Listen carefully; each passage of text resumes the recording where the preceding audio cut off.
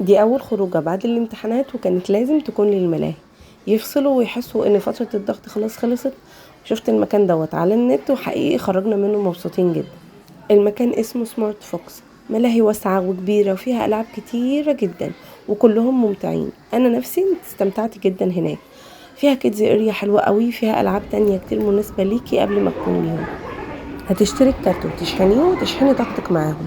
قبل ما اقول لكم على الباقات اللي عاملينها، عايزه اوريكم بس جوله سريعه في المكان والالعاب التحفه اللي هناك. فيها العاب زي لعبه الباندا دي، انا نفسي لعبت معاهم فيها. حرفيا ده اكبر تجمع اركيد انا شفته في اسكندريه. في باسكت بول للاطفال وللكبار، وبيبي فوت، وهوكي تيبل. واللعبه دي كمان كانت لذيذه جدا، انا لعبت معاهم عشان نحقق اكبر سكور بس للاسف محققناش. اظن كده واضح قوي في الفيديو حماسهم كان عامل ازاي ونفسيتهم كانت عامله ازاي، وقد ايه كانوا مبسوطين وهم بيلعبوا. انا كمان كنت مبسوطه لاني كمان ما دفعتش كتير. عاملين اوفرز وباقات حلوه جدا ومناسبه جدا جدا.